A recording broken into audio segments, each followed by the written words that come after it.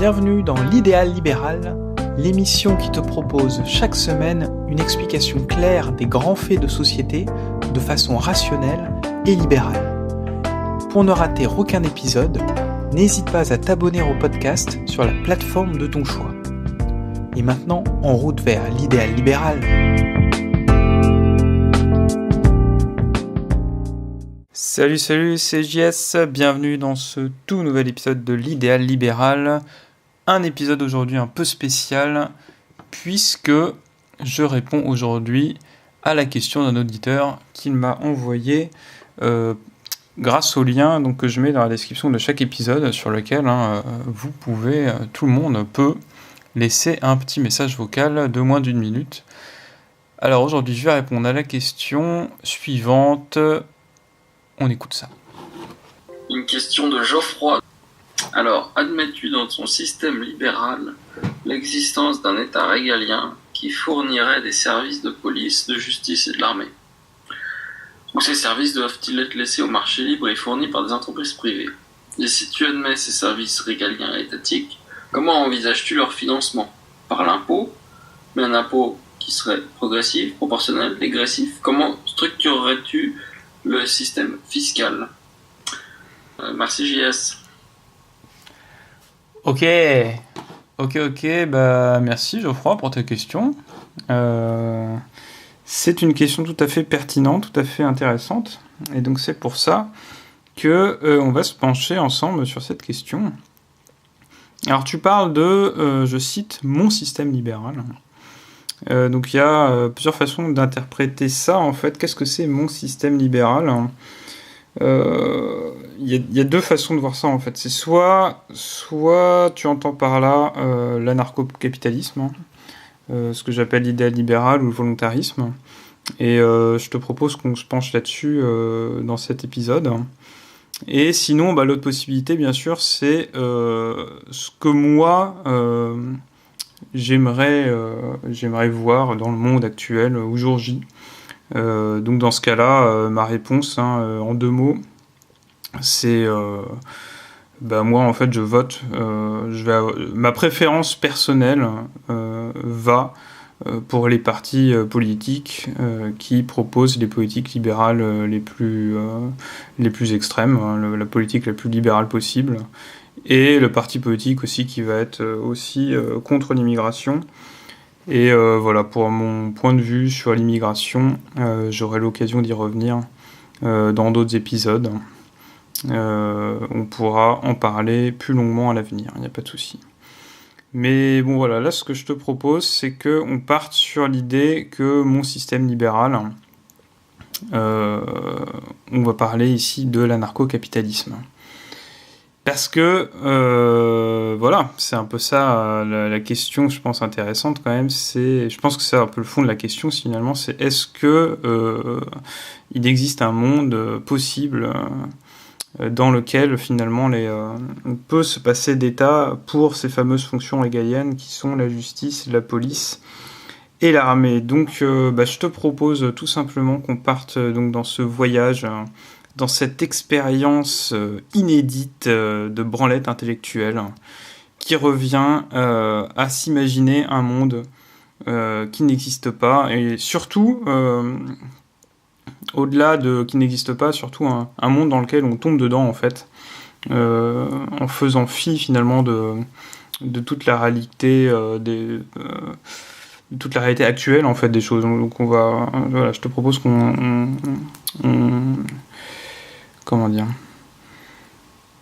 je te propose qu'on se téléporte dans un monde qui est tout à fait anarcho-capitaliste, c'est-à-dire volontariste. Donc dans un monde tout à coup où toute interaction se fait par des contrats volontaires.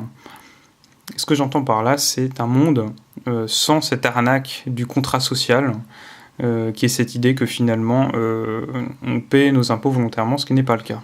Donc c'est un monde où il n'y a pas cette idée du contrat social. Les contrats, ils sont juste volontaires entre les gens, un point c'est tout. Voilà, donc en fait, comment fonctionnerait finalement une société basée sur ce principe-là ? Eh bien, la plupart des théoriciens, il y en a plusieurs, ils partent du principe en fait que tout ça, finalement les contrats ils seraient assurés par ce qu'on appelle des DRO, des DIA, enfin voilà, il y a plusieurs termes différents. Aujourd'hui, je te propose qu'on utilise le terme de DRO, hein, on va se fixer sur un terme. Alors DRO en anglais ça veut dire Dispute Resolution Organization. Donc autrement dit, des organismes de résolution des conflits, pardon. Des organismes de résolution des conflits.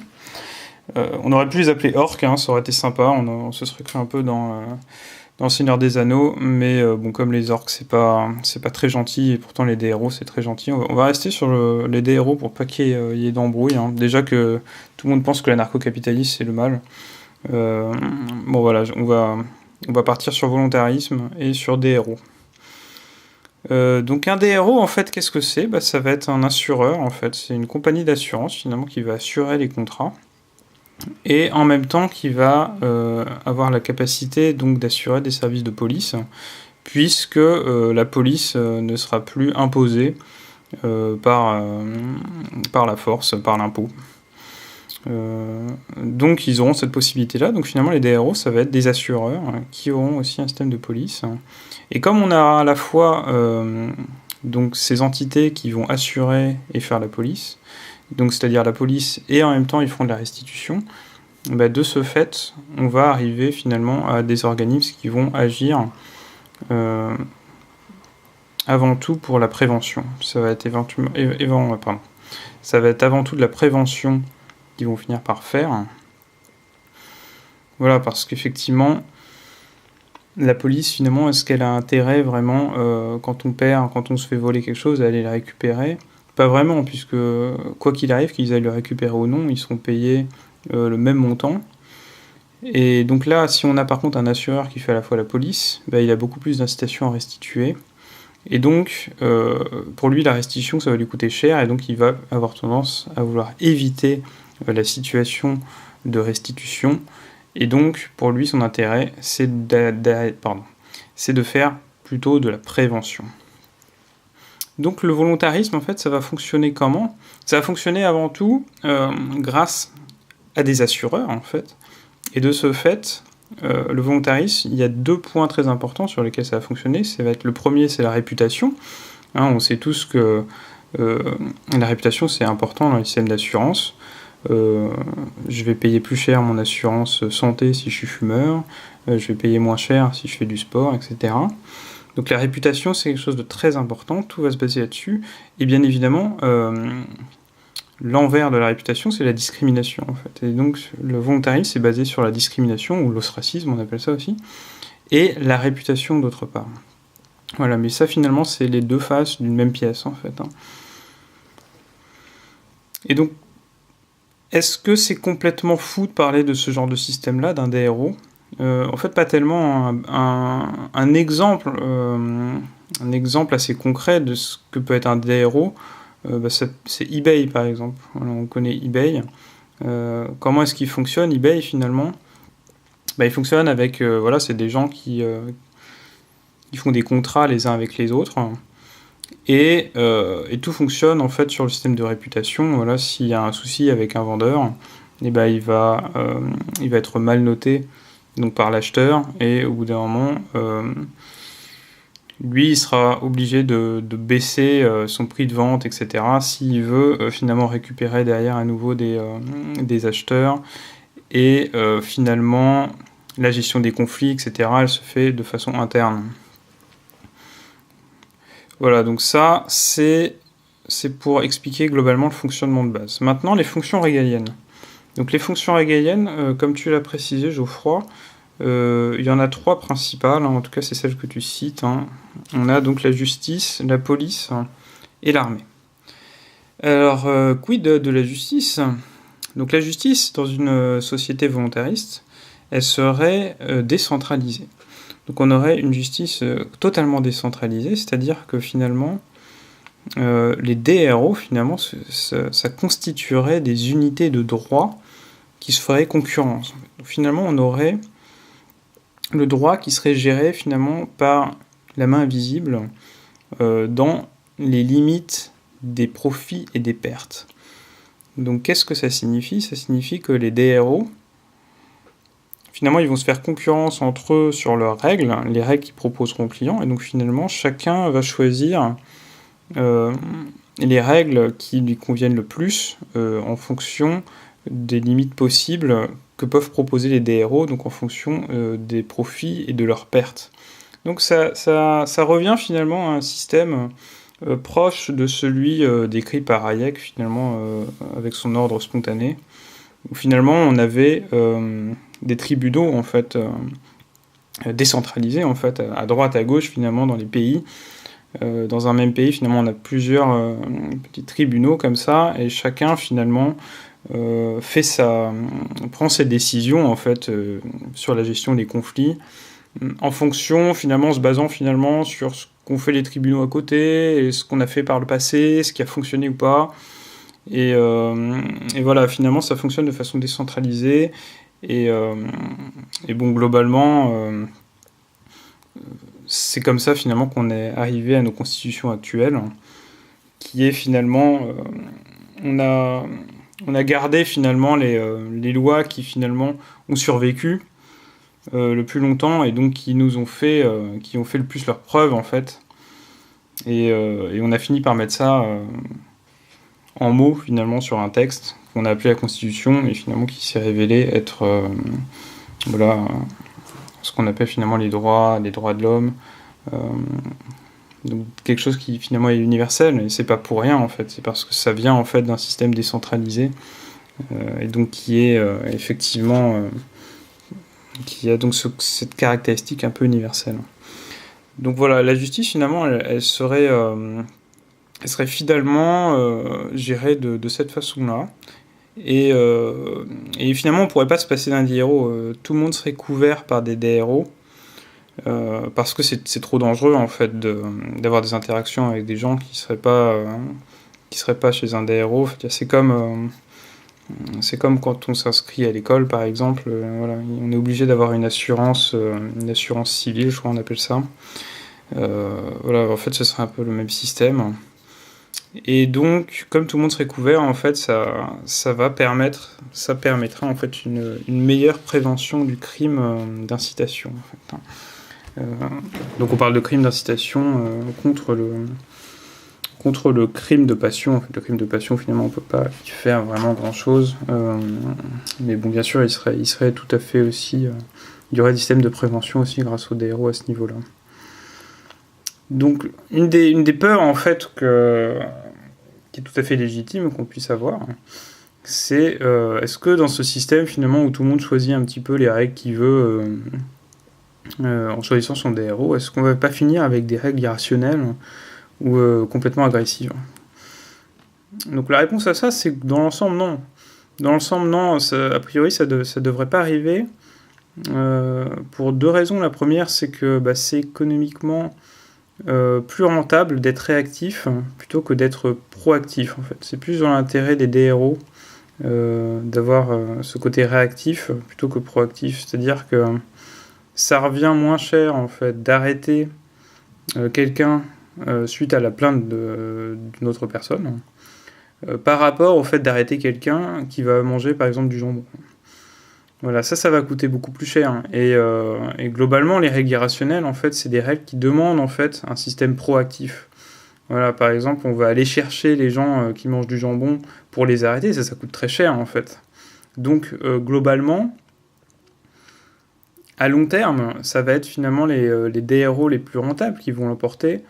Et donc, ça va éliminer à long terme, de façon naturelle, en laissant faire finalement toutes ces lois un peu irrationnelles ou agressives. Et le deuxième point, qui fait que, a priori, on ne devrait pas avoir de règles irrationnelles, c'est qu'économiquement aussi, par définition même du volontarisme, on a une incapacité à pouvoir externaliser les coûts de ses propres préférences sur les autres.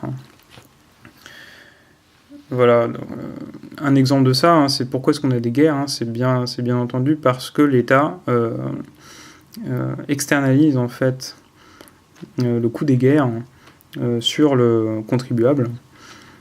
Et bien sûr, ceux qui profitent des guerres ne sont pas ceux qui la financent. Voilà, donc globalement, les systèmes non violents pourront donc mieux se défendre face à des systèmes de héros qui seraient agressifs, grâce aux économies réalisées par le fait d'avoir des règles non violentes et efficaces. Donc voilà, c'est pour ça qu'aujourd'hui, on en est arrivé finalement à avoir un système globalement, on va dire, de propriété privée volontaire, alors que par le passé, on avait la loi du plus fort. Finalement, sur le long terme, comme la propriété privée, en fait, c'est un système qui fonctionne mieux, et bien on finit naturellement, en fait, par la loi de la sélection, en fait, la loi naturelle, en fait, on va naturellement vers ça. Donc voilà, en guise de conclusion sur la justice, je dirais que dans une société volontariste, finalement, on a la prévention qui est maximisée, le tout en utilisant un minimum de ressources, et ça va répondre finalement aux plaintes des gens. Voilà, plutôt que d'avoir un système proactif, on répond aux plaintes des gens, donc voilà, c'est tout à fait ce qu'on demande d'un système de justice. Donc ensuite vient la question de la police. Donc la police, pareil, dans un système volontariste, elle serait bien entendu décentralisée, et elle serait également gérée donc, par des héros qui seraient donc en concurrence les uns avec les autres, pour nous fournir le système de police qui conviendra le mieux aux citoyens, qui conviendra le mieux aux consommateurs. Donc là, on a toujours en fait un peu le même principe clé, en fait, un principe clé en fait qui rentre en jeu, c'est que la défense est toujours moins chère que l'attaque. Voilà, ça c'est un des points clés en fait. Et la défense est toujours moins chère que l'attaque. C'est un point par exemple que les terroristes ont très bien compris. Je veux dire, si Ben Laden il a mis un avion sur les tours du 11 septembre, si ça a coûté des milliards et des milliards aux États-Unis, c'est pas parce qu'il y a deux tours qui sont effondrées. C'est parce que derrière, ils sont allés attaquer les pays du Moyen-Orient, etc. Et ça, pour le coup, ça coûte très cher. Ça coûte très très cher. Pareil, les terroristes aussi, ils ont fait couler d'une certaine façon l'URSS qui était allé aussi dans ces coins-là. Voilà, c'est tout simplement parce que la défense est toujours moins chère que l'attaque, tout simplement. Et donc finalement, à plus petite échelle, la police, elle va être incitée à défendre plutôt qu'à attaquer. Un exemple aussi de ça, plus concret aussi de police privée, en fait, c'est le Threat Management Centers, dont je mettrai le lien de leur site dans la description de l'épisode. C'est une police privée, en fait, qui a été créée à Détroit, justement comme réaction finalement au taux de criminalité énorme qu'il y avait à la fin des années 90 là-bas. Et voilà, c'est pour dire qu'il y a des initiatives qui existent, qui sont possibles, et surtout ces initiatives ont tendance à être non violentes, en tout cas à chercher à minimiser la violence à tout prix, parce que c'est ce qui va revenir le moins cher, c'est ce qui leur permet de tenir sur le long terme. Et finalement, c'est tout simple, c'est ce qui permet de maximiser le profit, c'est ce qui est le plus efficace pour faire ce qu'on leur demande de faire, à savoir réduire la criminalité et réduire la violence de façon générale. Et comme en même temps les DRO sont des assureurs, c'est dans leur intérêt de faire de la prévention, et donc les DRO créent finalement une incitation à ce que les individus de façon générale soient moins agressifs. Voilà, ça c'est important aussi, en jouant sur les primes d'assurance. Voilà, donc quelqu'un qui aura une tendance, qui a montré une tendance à être agressif,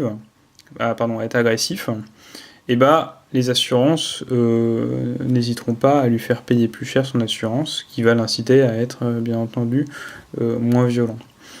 De même, ils ont un intérêt à créer finalement un vrai suivi des agresseurs, étant plus rentable en faisant de la prévention. Et bien sûr, ils vont toujours privilégier la négociation, qui est nettement moins chère, qui revient aussi nettement moins cher que d'imposer finalement sa volonté par la force. D'autant plus que chacun sera amené à se défendre, ce sera une possibilité.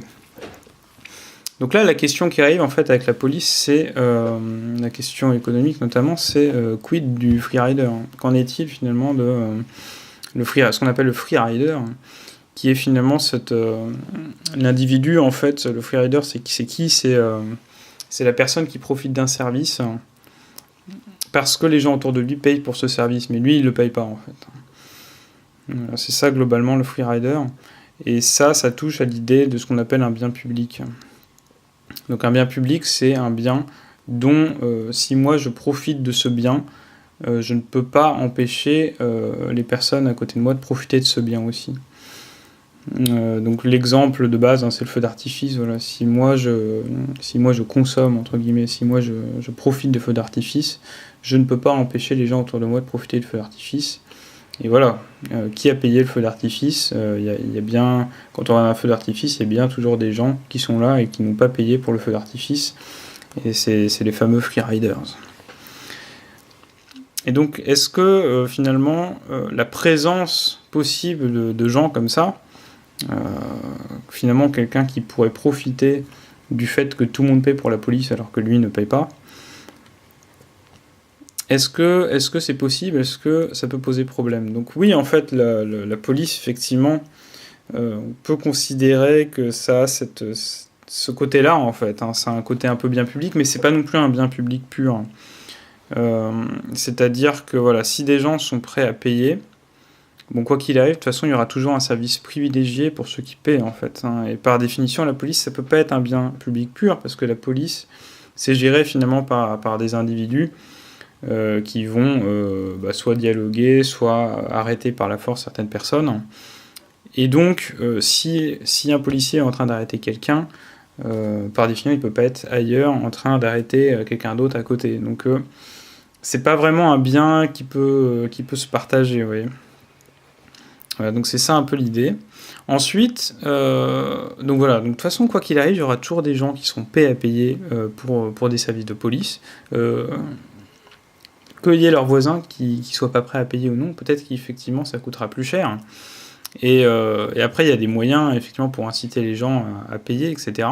Mais quoi qu'il arrive, il y aura des gens qui seront prêts à payer et ils auront un service privilégié. Donc, a priori, je vois pas de raison pour lesquelles, finalement, la police, elle tombera à l'eau juste parce qu'il y a certaines personnes qui sont pas prêtes à payer, en fait, pour ça.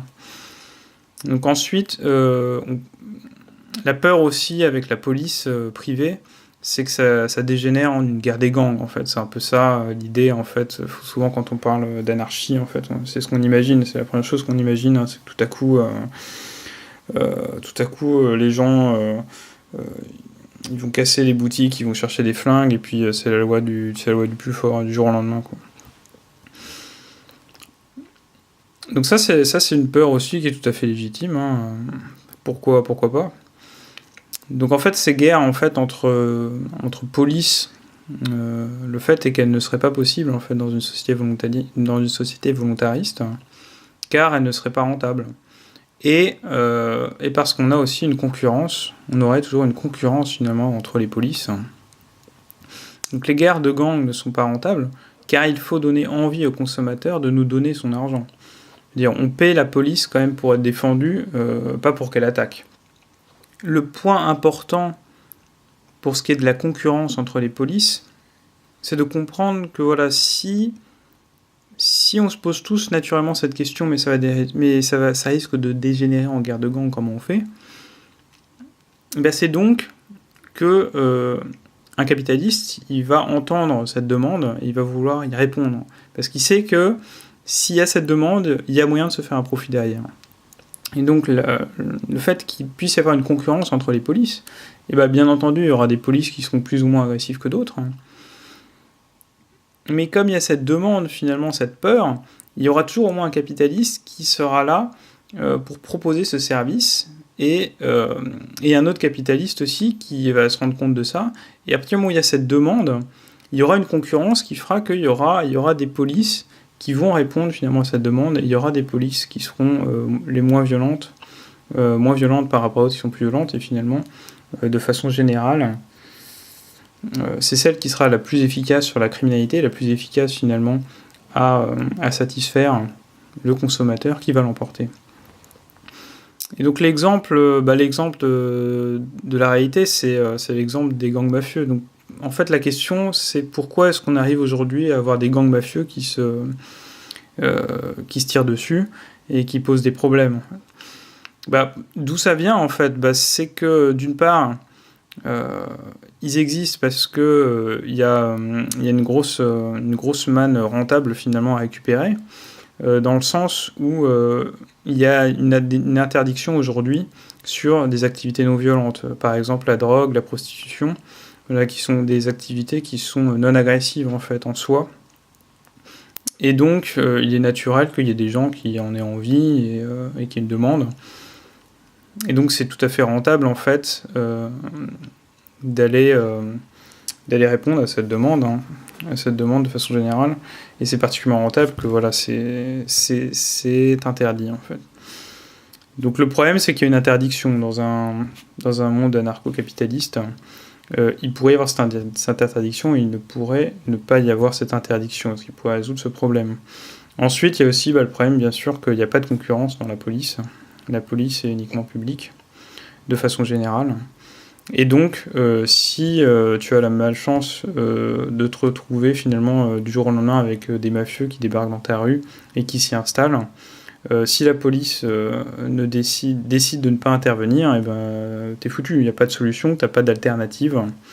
Et d'ailleurs, petite parenthèse, le Threat Management Centers de Détroit, dont j'ai parlé tout à l'heure, leur idée justement c'était de proposer finalement une alternative, au moins une alternative de secours finalement, tout particulièrement pour les gens qui n'ont pas les moyens de se payer finalement un garde du corps, des choses comme ça. Voilà, et de façon générale, si tu crées une communauté par exemple où la drogue est interdite, et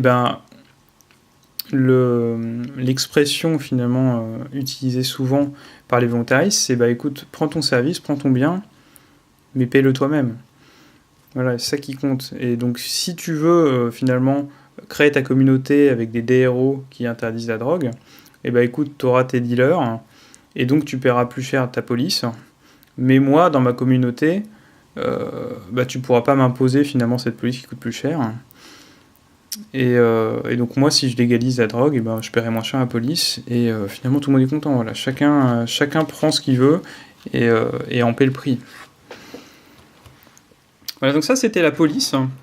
Et le dernier point, c'est l'armée. Ça aussi, ça fait frissonner les foules. Mais comment est-ce qu'on peut faire ? Comment est-ce qu'on pourrait avoir une armée privée ? Est-ce que ce serait pas mais super risqué, quoi ? Est-ce que ce serait pas la fin du monde ? Donc en fait, le but d'une armée, c'est très simple. Globalement, le but d'une armée, c'est d'éviter une invasion. C'est tout simplement d'éviter une invasion. Donc là, déjà, rien que là, on voit une contradiction de base. Une contradiction de base qui est que on a besoin finalement d'un gouvernement pour se protéger d'autres gouvernements. En fait, finalement, le mal est dans le bien est dans le mal.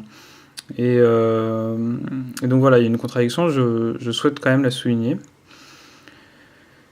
Et donc dans une société volontariste, la prévention, ce serait avant tout de la prévention qu'on aurait. On aurait la prévention des invasions, plutôt que simplement finalement la capacité à la repousser par la force, qu'on pourra avoir tout aussi d'ailleurs. Et donc comment comprendre qu'en fait dans le volontarisme on aurait d'abord une prévention des invasions ? On comprend ça en comprenant pourquoi est-ce qu'un pays envahit un autre en fait. Pourquoi est-ce qu'on a des invasions ? Voilà, c'est quoi la raison ? Il y en a deux globalement. C'est que d'abord on envahit finalement pour récupérer un système centralisé de taxation. Le but c'est de récupérer finalement la possibilité de taxer les citoyens. Et la deuxième raison, c'est que c'est simple en fait. C'est trop simple, c'est trop tentant en fait. On a ce système de taxation à portée de main et il est facilement accessible parce que les citoyens sont globalement désarmés. Ce qui permet de les taxer. Donc là, l'exemple de base, c'est que voilà, on le voit bien dans les guerres, ce que les États cherchent à faire à chaque fois qu'il y a une invasion militaire, c'est atteindre la capitale, pour récupérer en fait finalement les mains en fait sur le système de taxation. Donc pourquoi envahir ? Donc les deux raisons, c'est on cherche à récupérer un système centralisé de taxation. Donc déjà ça, c'est quelque chose qu'on n'aurait pas dans une société volontariste. Il n'y aurait pas de système centralisé de taxation. Donc si tu débarques dans un pays volontariste, Et ben, tu dois mettre la main sur qui? Tu dois mettre la main sur quoi? Tu ne sais pas. T'as plus de raison d'être ici, en fait. Et deuxièmement, bah, c'est beaucoup plus dur, finalement, de rentrer dans le pays, puisque les citoyens, ils sont pas désarmés, ils auraient tout à fait le droit de posséder des armes. Donc, effectivement, il y aurait des coins où les gens ne possèdent pas d'armes, il y aurait des coins où les gens possèdent des armes. Et le problème, c'est que tu n'aurais pas cette information, en fait, en tant que vilain président qui vient débarquer dans un pays étranger. Tu te retrouvais finalement dans une situation où tu sais pas du tout qui a quoi, et donc c'est extrêmement dangereux. Tu ne saurais même pas quoi récupérer. Je veux dire, admettons que tu récupères les gens et tu les mets en esclavage. Même ça, au final, d'un point de vue économique, si tu les ramènes dans ton pays pour les faire des esclaves, ce serait même pas rentable en fait économiquement, parce que ça va casser en fait les salaires dans ton pays. Et au final, ce serait que des problèmes. Pareil, si tu ramènes, par exemple, l'or, etc. C'est ce qui est arrivé à l'Espagne. Ça s'appelait pas l'Espagne à l'époque, mais quand ils sont allés récupérer plein d'or, bah, ils ont eu plein de problèmes après économiques derrière, parce que c'est pas aussi simple que ça. En fait, il suffit pas de récupérer de l'or pour être riche. Malheureusement, c'est pas aussi simple que ça. Donc au final, envahir un pays volontariste, aucun intérêt. Concrètement, aucun intérêt. Donc, c'est quand même la meilleure prévention contre les invasions possibles. Mais est-ce que pour autant, quand même, il y aurait un système de défense nationale dans une société volontariste? C'est une bonne question. Donc, en fait, il n'y a que 4 cas possibles. Le premier cas possible, c'est que personne ne veut payer pour ce système de défense. Le deuxième cas possible, c'est qu'une minorité de gens est prête à payer pour le système de défense. Le troisième cas, bien sûr, c'est qu'une majorité est prête à payer pour ça. Et le quatrième cas, c'est que tout le monde est prêt à payer pour le système de défense. Il y a uniquement 4 cas possibles. Donc bien entendu, si personne ne veut payer pour un système de défense, bah c'est vite réglé, hein. Effectivement, il n'y en aura pas. Mais qu'est-ce qu'on s'en fout, puisque de toute façon, personne ne veut payer. Personne n'est prêt à payer pour ça. Le deuxième cas, c'est qu'une minorité de personnes est prête à payer pour. Là, dans ce cas-là, il y aura des gens qui vont payer en fait pour avoir finalement une armée qui va défendre un certain territoire. Et bon, on se retrouve un peu dans le cas du Freerider en fait. Il va y avoir des gens qui seront prêts à payer finalement, une minorité, mais eux au moins ils auront cette capacité à avoir leur défense. Alors que dans une démocratie finalement la minorité elle n'est pas écoutée. Donc même s'ils veulent avoir un système de défense, Dieu sait s'ils l'auront. Ensuite, si une majorité est prête à payer pour avoir un système de défense, bon bah là finalement la majorité elle paye pour ce système de défense, elle l'a. Hein. Et on se retrouve un peu comme en démocratie, hein. Si une majorité est prête à l'avoir, elle l'aura. Et si tout le monde est prêt à payer, bien entendu, c'est pareil. Donc en gros, la différence dans une société volontariste, c'est que si une minorité veut un système de défense, au moins elle peut l'avoir, alors que dans une démocratie, c'est pas gagné. C'est pas gagné du tout. Il suffit de voir d'ailleurs le cas de l'Afrique du Sud en ce moment, où finalement les agriculteurs blancs, ils aimeraient finalement avoir un vrai système de défense. Je sais qu'ils l'organisent en partie de façon privée, comme ils peuvent d'ailleurs, mais voilà, c'est pas aussi simple à obtenir dans une démocratie, malheureusement, quand on est une minorité, ce qui serait pas le cas dans le cas volontariste. Voilà. Après, bien entendu, si certains sont prêts à payer pour le système de défense que si tout le monde paye, voilà, il peut y avoir des gens comme ça. Dans ce cas-là, il y aurait un système d'ostracisme qui pourrait être mis en place, un système de discrimination. Et de toute façon, on sait par expérience que les gens n'hésitent pas à donner à la charité ou n'hésitent pas à donner des pourboires. Donc finalement, voilà, même si tout le monde n'est pas prêt à payer, il y aurait toujours des gens qui seront prêts à payer pour un système, si le système paraît vraiment important et si c'est quelque chose qui résonne pour les gens, que ça leur semble important, tout simplement. Et donc voilà, de façon générale, en fait, pour l'armée, c'est toujours le même principe qui s'applique, hein, je le répète, qui est que l'agression n'est pas rentable. Et donc, les armées, finalement, s'il y a une armée dans une société volontariste, ce sera une armée de défense uniquement, qui sera gérée par un des héros sur un territoire défini. Et par exemple, il suffirait finalement, pour un certain territoire, le financement d'un missile nucléaire. Voilà, enfin, je veux dire, on sait aujourd'hui que finalement l'arme nucléaire, c'est ce qui permet au mieux finalement de défendre un pays contre les guerres en fait. Hein. Et donc, il n'y a pas de raison finalement que un DRO puisse faire payer finalement à des milliers de personnes, à des millions de personnes, une ogive nucléaire il faudrait peut-être des millions d'euros, allez savoir. À financer, et donc dans ce cas-là, ça ferait quelques dizaines, quelques centaines d'euros, admettons, par personne, par an. Voilà, ce serait pas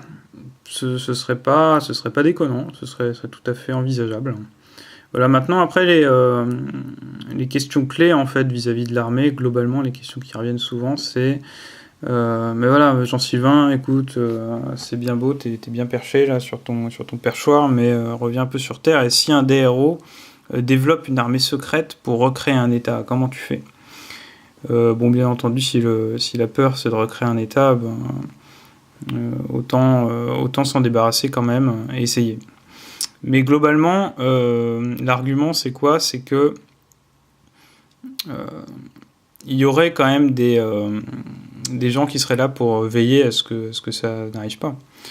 Parce que c'est pas dans l'intérêt de tout le monde qu'un DRO crée une armée secrète pour obliger des gens à payer pour leur service de merde, bien sûr. Puisque ce serait forcé. Donc oui, il y aurait des banques finalement et des investisseurs qui exigeraient un suivi de chaque arme achetée, pardon. Donc si tu veux créer un DRO de défense, tu dois montrer patte blanche finalement aux banques et aux investisseurs, tu dois tout leur dire sur ton passé, tu dois avoir une exigence, tu dois te conformer aux exigences de transparence qu'ils vont demander pour te donner les fonds ou te permettre d'avoir les armes. Et bien entendu, c'est dans l'intérêt du consommateur aussi de savoir que ce risque est au minimum, et donc il y aurait des vérifications régulières, indépendantes et relayées bien entendu aux consommateurs à ce niveau-là pour éviter que ce genre de choses se produisent. Encore une fois, c'est toujours la même chose dans une société volontariste. Si tu as peur de quelque chose, il y aura toujours un capitaliste qui va débarquer pour essayer de répondre à ta peur, à ta demande, et la minimiser pour obtenir finalement ton argent pour le meilleur service possible pour toi. Donc la deuxième question, c'est un fou, finalement, peut-il mettre la main sur la bombe nucléaire ? Donc effectivement, s'il y a une possibilité pour les DRO de mettre la main sur une bombe nucléaire, effectivement, il y aura toujours ce risque-là. Hein. Il faut savoir que dans les démocraties, il y a aussi ce risque, effectivement, qu'il y ait un fou qui arrive à la tête de l'État. Hein. C'est contrôlé par qui ? C'est contrôlé par la majorité. Hein. Si la majorité, elle pète un boulon, on a quelqu'un qui a un boulot en moins à la tête de l'État, et Dieu sait ce qui va se passer. Et pour le cas du volontarisme, pareil, ce sera décidé bien entendu par les investisseurs, les actionnaires, les assureurs. Et pour le coup, là, ce sont des gens qui ont une incitation pécuniaire et leur réputation en jeu, finalement, dans le fait de veiller à ce que ce soit pas n'importe qui mette la main sur la bombe nucléaire. Donc ça me semble déjà plus des gens de confiance, finalement, que la majorité. La majorité, on sait bien, qui plus est avec l'école publique obligatoire, je veux dire, on n'est jamais à l'abri de folie, en fait, d'un brin de folie.